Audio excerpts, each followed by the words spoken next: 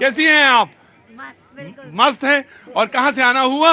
हम लोग सिद्धिपुरा से हैं, करोल बाग। करोल बाग से। बहुत बहुत स्वागत। क्या नाम है आपका? बुशरा। बुशरा। और इनका जनाब का? शादाब। शादाब। अरे शादाब भाई, बहुत बहुत शुक्रिया, थैंक यू सो मच। कुछ बोलना है या चुपचाप देखना है प्रोग्राम? मेरे को गाना बोलना है। तुम्हें गाना गाना है? शादाब, तुमसे गाना जरूर सुनेंगे। और एक मोहम्मद रफी और आए तो मुझे तो बहुत अच्छा लगेगा जी। बहुत बहुत दुआएं आपको, बहुत बहुत दुआएं जी। कोई हाथ उठा रहा था, आप उठा रहे थे जी। जनाब क्या नाम है आपका? सर उत्कर्ष। उत्कर्ष जी बोलिए। सर अभी प्रवक्ता जी बोल रहे थे कि कौन प्रवक्ता? कांग्रेस वाले, बीजेपी वाले, समाजवादी वाले, आप समाजवादी वाले? हाँ जी बोलिए। अरे आज पहली बार आए हैं, छोड़ देना। हमें तो लगता है कि जो पहली बार आया उसको तो प्रोटेक्ट करना चाहिए, लेकिन अब आप तो छोड़ेंगे नहीं। बोलिए। सर अभी डेवलपमेंट की बात कर रहे थे, इनसे पूछे इन्होंने अपने टाइम में क्या डेवलप करा? इन्होंने एक्सप्रेस हाईवे बनाया। जो इतने गड्ढे, अभी मेरी बहन एक गड्ढों की बात कर रही थी, उन गड्ढों को भरने का काम मोदी जी ने करा है। जितनी डेवलपमेंट इस समय अयोध्या में, जितने प्रोजेक्ट आ रहे हैं, वो समाजवादी नहीं ला रही है, वो नरेंद्र मोदी की सरकार। मैं आपसे इस बात पर सहमत हूं कि अयोध्या के बारे में तो, अयोध्या में मंदिर के बारे में तो डिस्कस हम कर ही रहे हैं, पूरा देश कर रहा है, लेकिन तो मुझे तो विकास के जो क्रम जुड़े हैं वहां पे, सच मानिए मैंने वो भी देखा है अयोध्या आज से 22-25 साल पहले वाला, और मैंने आज वो अयोध्या देख रहे हैं। प्रभात जी को लेके जाएंगे कुछ लोग। हाँ जी, हाँ मैं लेके जाऊंगा जी। प्रभात जी, हाँ जी मैं आ रहा हूँ। देखिए, मैं अपने भाई प्रभात जी को हाँ। एक सलाह ये देना चाह रहा हूँ, हाँ। कि मतलब ठीक है वो बोलते हैं अपनी सही बात है, वो शास्त्र की जो बात कर रहे थे, शास्त्र, उसी में मैं इनको एक बुद्धि देना चाहिए। ये पट्टी उतारें अपनी जो बांधे हुए हैं, जिस पार्टी के द्वारा बांधे हुए हैं, ये अगर एक उस पे बात करें। देखिए, संस्कार, शास्त्र और कर्म से ऊंचा वो होता है जो आदमी देश के लिए काम करे। मैं पूछना चाहता हूं उनसे, मोदी जी अपने लिए क्या काम कर रहे हैं? देश के लिए कर रहे हैं। 150 अरब की योजनाएं आज अयोध्या के अंदर उतारी गई हैं, और जिस तरीके से राममय वहां वातावरण और जनता पसंद कर रही है ना, इनकी इस तुष्टीकरण की मानसिकता से, ये जिस तरीके से ये मानसिकता से बात करते हैं अपनी डिबेट में, नहीं एक मिनट सुनिए, इन्होंने तुष्टीकरण शास्त्र की जो बात कही, मैं कह रहा हूं वो ऐसा। प्रभात जी, वेद आप पूरा पढ़े, पारंगत हैं, वेद पढ़ के पारंगत हैं। मैं पत्रकार होने के साथ साथ मैं एक आम नागरिक भी हूं। ठीक, आगे प्रभात जी, आगे बढ़ते हैं जी। जी वो छोड़िए बात। भाई मुझे थोड़ा टाइम दीजिएगा। देखिए, सब लोगों ने राम अयोध्या की बातें कर दी। मैं सीता की धरती से आता हूं, जहां सीता की उत्पत्ति हुई है। अयोध्या में आपने राम के बगल में सीता को स्थापित। प्रभात जी ऐसे ताली बजाते जैसे राम है बीजेपी को सीता है इन्हीं की। सीता हमारी बुआ है। सीता इनकी बुआ है। सीता इनकी बुआ। अरे मौलाना, ये वो लोग हैं जो राम और सीता में भी लड़ाई लड़वाते हैं।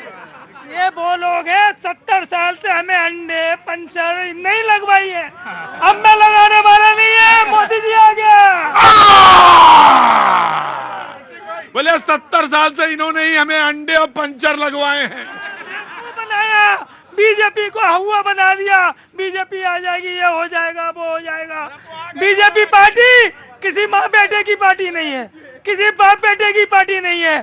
एक अंदाजा भी कार्यकर्ता को भी मंत्री बना दिए जाते हैं। कांग्रेस अधूरा, I'm sorry, फिर कांग्रेस जी। देखिए, जब सीता को आपने इतने विस्तृत रूप में स्थापित किया अयोध्या में, तो जहां वो पैदा हुई है, जहां राम जी का ससुराल है, पुनौरा धाम सीतामढ़ी बिहार में, वहां भी इतना ही भव्य मंदिर बनना चाहिए, वहां भी रोड बनना चाहिए, वहां भी ट्रांसपोर्ट होना चाहिए, वहां भी एयरवे होना चाहिए, तभी जाके ये पूर्ति होगा। क्योंकि सीता की धरती में वहां पर बहुत कष्ट के रूप में सीता का मंदिर जरूर होना चाहिए, जरूर। कांग्रेस। देखिए, अभी जो पूरी बात हो रही है जी, राम के बारे में बात हो रही है, आप नैरेटिव अपना रख सकते हैं। राम के राज्य पर बात हो रही है। हाँ। तो क्या है, तुलसी जी ने क्या कहा है? दैहिक दैविक भौतिक तापा, राम राज काहू नहीं व्यापा। यानी अगर आपको दैहिक दैविक और भौतिक ताप है तो फिर वो राम राज नहीं है। अभी स्थिति क्या हो रही कि आपने इस देश को भुखमरों का देश बना दिया। 111वें नंबर पे हंगर इंडेक्स। आप जवाब दे दीजिए जवाब। आप सब लोग गूगल करिए, हंगर इंडेक्स 2023। आप जो है अंगोला से भी पीछे पहुंच गए हैं साहब। क्या बात कर रहे हैं आप? 80 करोड़ लोगों को 5 किलो राशन क्या यूं ही दिया जा रहा है? आपने 80 करोड़ लोगों को भिखमंगा बना दिया है। ये हकीकत। अरे शांत रहिए, शांत रहिए, शांत रहिए। अरे आप जनता को भिखमंगा कहेंगे?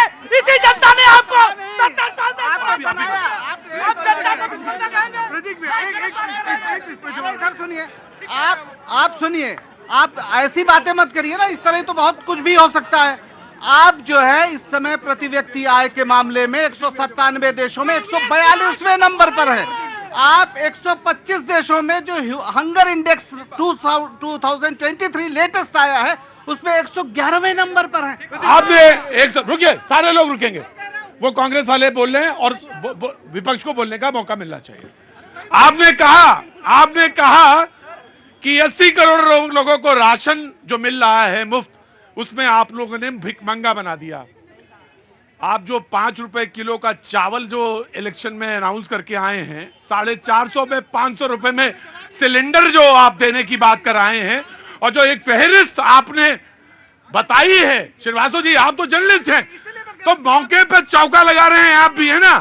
जवाब लीजिए। मैं यही कह रहा हूं आपसे, लोगों के आत्मसम्मान के साथ मत खेलिए। तो कहिए गलत हुआ, कहिए कांग्रेस ने गलत किया।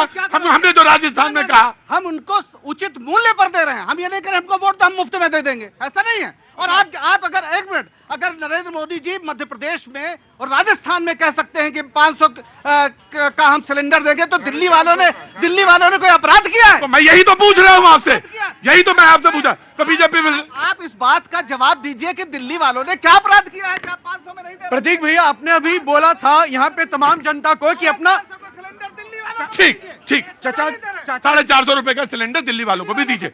जी ठीक है श्रीवास्तव, ठीक है प्रभात जी।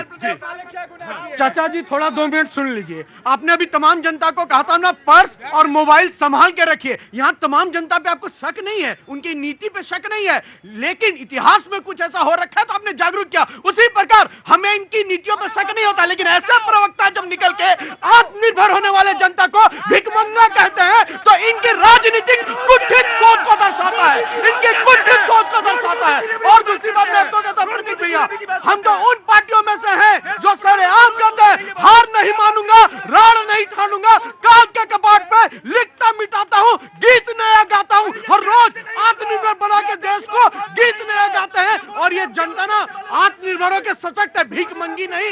इन कांग्रेसियों को सीटों के लिए भीखमंगा बना दी है। ये वो जी मैं आराम जनाब। भारत माता की।